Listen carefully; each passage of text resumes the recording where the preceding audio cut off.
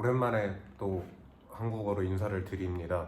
저는 안탈리아에서는 윤이고요. 약간 반복돼서 말씀드리긴 하지만 요새는 뭐 다들 터키에 대해 잘 아시고 유튜버들이 너무 많으셔갖고 제가 무슨 이야기를 해드릴 만한 게 뭐가 있을까라는 생각을 하다가 좀 이게 또 제 생각입니다만 뭐 전문적인 가이드 분들이 하시는 터키에 대한 이야기랑 또 직접 오래 사신 분들도 다를 거고 또 본인 연령대가 어떻든 자라왔던 환경에 따라서도 사실 받아들이는 게 다를 거라고 생각을 해요. 그래서 저는 뭔가 좀 개인적인 생각이 몇 가지 든 게 있어서 여러분들 가볍게 그냥 들으시면 여러분들이 그냥 가볍게 들으실 만한 터키 이야기를 몇 가지 좀 해보려고 합니다. 터키는 한국에 비해서도 이 앞접시 음식을 덜어서 먹는 문화가 더 강하다라고 저는 느끼는데, 그 중에 가운데에 공유하고 있는 음식이나 소스나 잼이나 이런 부분에 대해서는 사실은 깨끗하게 먹어야 되는 게 일반적이잖아요. 근데 빵을 이렇게 조그맣게 뜯어가지고 그냥 찍어서 먹습니다. 그러니까 그게 빵가루가 거기에 좀 남아있더라도 그게 딱히 더럽다거나 뭔가 문제된다라고 생각을 안 하는 것 같아요. 예의에 어긋난다거나. 그러니까 빵은 기본적으로 깨끗하다라는 이미지가 굉장히 강한 것 같고, 제가 차나칼레 한국에서 뉴스가 좀 나왔는데 차나칼레 현수교 현장에서 좀 일을 했습니다. 아르바이트를 좀 했습니다. 그래서 저는 아르바이트 좀 긴 아르바이트를 하게 됐는데, 그 당시에 또 제가 점심에 빵을 샌드위치를 하나 받았어요. 정말 팔뚝만한 요만한 빵이 이만한데 그걸 통째로 반을 갈라서 그 안에 내용물도 진짜 없어요. 야채도 조금 넣고 닭고기도 되게 조금 들어있었는데 그거를 통으로 줬는데 아무리 먹어도 빵이 안 줄어서 빵은 한 3분의 1 먹고 안에 있는 것만 파서 먹었습니다. 그렇고 빵을 이렇게 해가지고 버렸는데 뭐라 그랬었는지, 그 포지션 아저씨를 뭐라 그랬었는지 벌써 까먹었는데, 그 워커들의 대장이 저한테 그런 얘기를 하는 거예요. 뭐 윤, 너는 그래도 터키어를 조금은 알아들으니까 내가 다른 사람들한테, 한국 사람들한테 뭐라고는 못하겠고 너한테는 좀 얘기를 해줄게 하면서 되게 친절하게 알려줬어요. 기본적으로 터키에서 빵을 함부로 버리는 게 아니다, 쓰레기에 버리는 게 아니다. 그러고 만약에 빵이 이렇게 남으면 버리지 않고 동물이나 뭐 이렇게 짐승들한테 주는 거나, 아니면 저희는 또 바닷가에서 한가운데서 일했으니까 바다에 있는 물고기들한테 던져주는 게 예의다 라고 얘기를 하더라고요. 일단 안 남기는 게 제일 중요하고.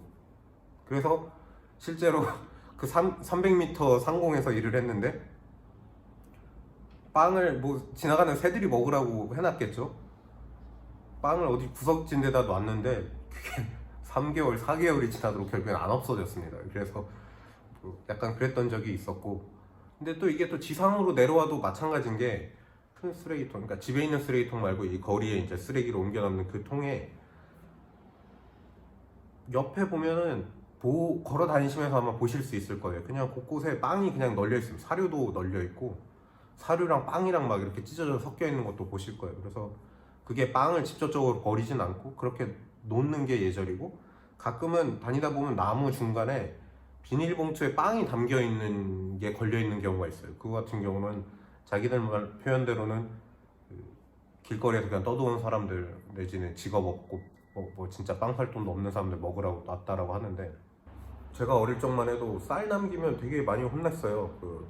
안 먹을 거면 깨끗하게 덜어놓고 밥 먹으라고 많이 혼났고, 뭐 사실 제가 거의 밥을 남기지 않는 사람이어서 뭐 별 문제는 안 됐지만 결국엔 생각해보면 한국이랑 비슷한 부분일 것 같습니다. 빵을 대하는 태도가 쌀이랑은 좀.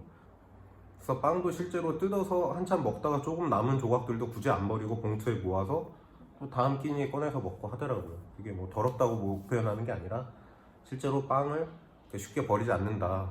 뭐 밀가루 가격이 싸고 뭐 계란값이 싸고 해서 빵이 싸다고 아무리 싸다 한들 결국엔 푸대접을 받는 음식이 아니다. 그래서 여러분들이 빵을 뭐 먹고 길거리에 그렇게 갑자기 내던지실 일은 없겠지만 약간 그런 건 주의하셔야 되지 않을까라는 생각이 들고요.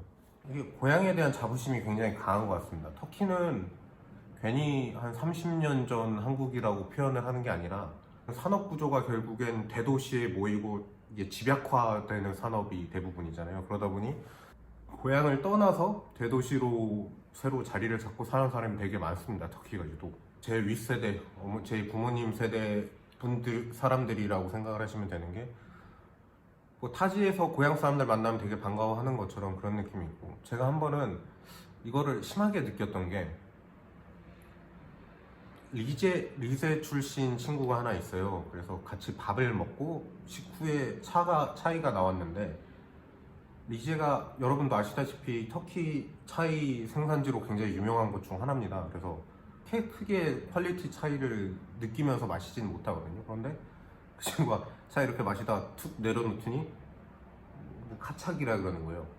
부카착, 부가 이거고 카착이 이제 잘못, 거짓, 가짜 이런 느낌의 단어인데, 이 차는 카착이라 그러는 거예요. 그래서 뭔 소리지? 라고 했더니 기어코 종업원을 불러서 이 차 제대로 된 차 아니다 라고 컴플레인을 하더라고요. 그래서 그렇게까지 하나 싶었는데, 그래서 하는 게 이제 그 직원도 아니다, 이거 차 방금 우려내서 괜찮은 차다 라고 얘기를 하는데, 그 친구가 딱 정말 짜증을 내면서 했던 얘기가, 내가 리제 사람인데 차도 못 알아보겠냐고 라고 얘기를 하더라고요. 그래서 오, 그렇게까지? 라는 생각이 좀 들기는 했었는데, 이게 비단 그 친구가 아니라 다른 지역 친구들도 마찬가지예요. 예를 들면 안테프스트이라고 해서 여러분들 피스타치오를, 여기 안테프스트인데 그쪽 동쪽 안텝 지역에 온 친구들은 자기 고향에 있는 피스타치오가 제일 맛있는 거라고 얘기를 하고, 곰곰이 생각해보면 고창 출신 친구한테 고추장 얘기하는 거랑 똑같은 거 같은 느낌도 해. 순창인가요? 순창, 고창 맞나? 그렇게 고추장에 대해서 이렇게 자랑스럽게 얘기하는 것처럼 자기 고향에 대한 애정이 되게 각별하다. 터키 사람들은 기본적으로 그게 있는 것 같고, 터키가 생각보다 그 샤머니즘적인 성향이라고 해야 되나, 습관이라는 게 곳곳에 많이 숨어 있더라고요. 그러니까 한국은 저도 의식하지 못한 순간에 생각하고 보면, 한국 TV 예능만 봐도 그렇잖아요. 뭐 신년 운세, 뭐 우리 자식 언제 결혼할까요? 뭐 이런 게 드라마에 수도 없이 나와요. 그러니까 별 문제 없이 나오고 잘못된 것도 아니라는 것처럼 나오는데, 저는 터키가 이슬람 종교권이라 전혀 그런 거에 대해서 뭐 받아들이지 않는 사람들이라고 생각을 했는데, 터키시 커피 있죠. 예. 그 커피를 마시고 나면 뭐 다 대부분 알려줄 겁니다. 어딜 가시든 뭐 뒤집어서 놓고, 안쪽으로, 내 안쪽으로 이렇게 뒤집어서 놓고, 커피 잔이 다 식으면 그거를 열어서 그 안에 있는 원두 가루의 모양을 보고 이렇게 점괘를 보는, 이게 저는 처음, 이게 어느 순간에 뭔가 좀 이상한 것 같아서, 이게 이슬람 문화에서 나온 거야? 라고 제가 한번 물어봤는데, 너는 미신 같은 거, 귀신 같은 거 하나도 안 믿는다고 얘기했잖아 라고 물어봤는데, 맞아, 이거 아니야 라고 얘기를 하더라고요. 규나, 그러니까 한국어로 금지되는 것 중에 하나인데, 규나임에도 불구하고 너네는 이거를 되게 자연스럽게 늘 보내? 라고 얘기를 했더니, 그 친구도 원래는 이게 집시들이 가져온 문화 중 하나일 거라고, 그런데 그게 자연스럽게 이슬람 문화권이나 전 곳에 다 퍼져서 사실상 그거를 안 보고 규나라고 이렇게 막 욕하고 하는 사람은 없다라는 얘기를 하더라고요. 그래서 또 놀라웠던 것 중에 하나가, 뭐 점성술 이런 게 무슨 온라인 강의, 뭐 온라인으로 뭐 누구 점 봐주고, 이런 타로카드는 당연하고, 그리고 무슨 당신에게 오우라가 보이니, 뭐 나쁜 기운이 있네, 이런 얘기를 한국에서만 듣는 줄 알았는데 여기서 똑같은 얘기를 해요. 그래서 약간 가장 크게 이제 빨리 떠올랐던 것 중에 하나는 초대 대통령 얘기인데, 초대 대통령 아타투르크에 대한 얘기인데, 아타투르크 애잔이 울리네요. 지금 라마단 기간이라 지금 울렸으니까 지금부터 식사를 아마 다들 시작을 할 겁니다. 다들 되게 즐거운 소리인 것 같은데,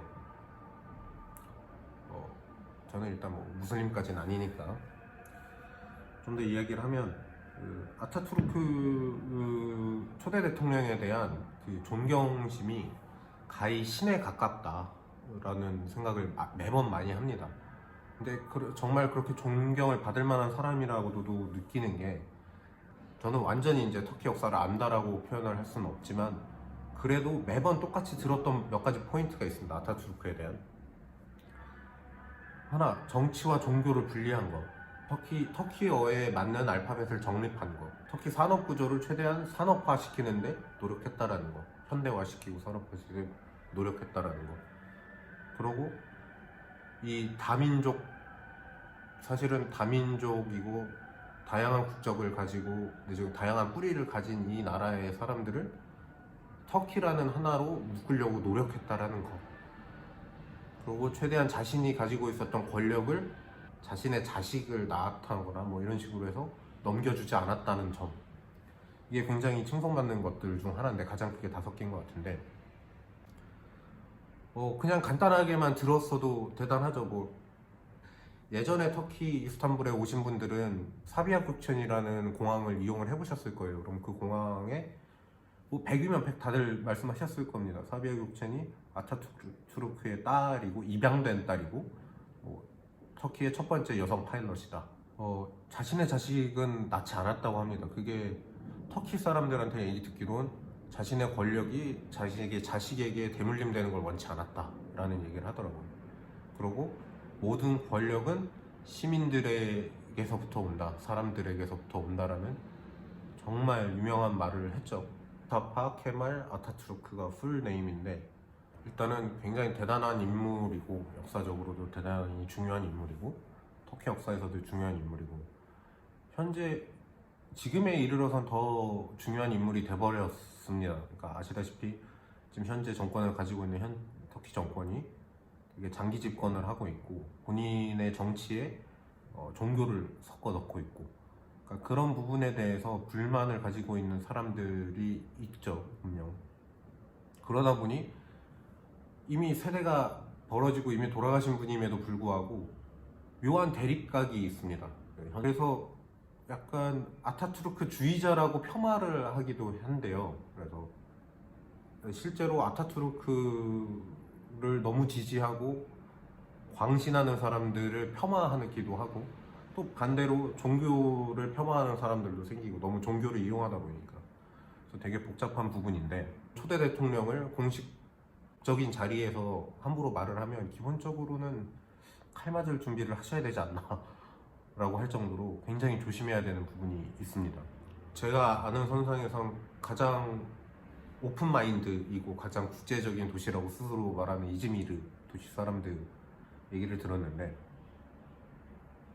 현 정권이 들어서서 이즈미르라는 도시가 사실은 더 클 수 있는 포텐셜이 있는 도시거든요. 이스탄불이랑 멀지 않고 유럽으로 갈 수 있는 직항 비행기 편도 많이 편성이 돼 있고, 그럼에도 불구하고 현 정권 들어서는 많이 발전을 못했다, 중앙정부에서 지원을 많이 받지 못한다, 중앙정부로부터 약간 소외되고 있다 라는 얘기를 많이 들었고, 실제로 대선 결과 투표 결과를 보면 딱 그 현 정권의 완전 반대 대척점에서는 기수를 하는 도시거든요. 그래서 제가 두서없이 이것저것 말씀을 드렸습니다. 최근에 저도 제 나름대로 이 일 저 일 해보려고 부지런히 다니다 보니까 좋은 정보라고 여러분들께 제가 설명드리고 알려드릴 만한 게 특별히 없는 것 같아서 일단 제 머릿속에 있는 걸 좀 끄집어서 결과적으로 저란 사람이 겪었던 터키에 대한 이야기를 드린 거니까 흘려 들으셔도 되고, 들으시고 나중에 본인이 직접 겪어보시고 그 부분에선 좀 뭔가 다르던데, 다른 느낌이 있던데 라고 얘기하실 수도 있고, 여러분들이 또 어떤 사람을 어떻게 만나느냐에 따라서 또 많이 다를 것 같아요. 저도 정치적으로 정말 양극단에서 극단에 있는 친구를 만났거든요. 근데 더 웃긴 건 그 극단에 있는 친구들조차도 정치색과는 상관없이 또 자기들 친구 무리가 있고 맨날 싸우고 욕하면서도 이렇게 많이 친하게 지내는 경우도 있고, 다만 하나 확실한 건 전 세계 어딜 가나 결국엔 자기 경제력 수준에 맞는 친구를 사귄다. 이거는 좀 슬픈 것 같습니다. 그래서 저도 돈 부지런히 많이 벌어서 잘 살아야죠. 이쁜 마누라도 없고. 그렇습니다. 그러면 안탈리아에서 지금까지 안탈리아에서 윤이었고요. 어제 분명 찬물이지만 제가 잠깐 바닷가에 들어갔다 나왔는데, 오늘은 또 지금 비 내리고 바람이 붑니다. 다들 긴팔 입고 돌아다니고 있고, 이번 주 지나면 4월 중순부터 해서 날이 이제 많이 풀려서 헤엄도 치고 좋다고 합니다. 아마 4월 이후, 5월 이후 때는 제 생각이지만 게스트하우스가 분명 준비가 될 것 같습니다. 그러면 그때 저한테 꼭 연락 주시고 그 외적으로 준비하는 것들이 많은데 일단 그때쯤 되면 꼭 여러분들이 안탈리아에 오시면 제 게스트하우스 이용하셔서 저도 좋고 여러분도 좀 편하게 지낼 수 있게 제가 노력을 많이 해보도록 하겠습니다. 건강 유의하시고요. 한국도 코로나 이제 많이 다시 제한도 풀리고 했다고 하는데 다들 그럴수록 더 조심하시고 자기 건강 잘 챙기시길 바랍니다. 이상으로 안탈리아에서 윤이었습니다.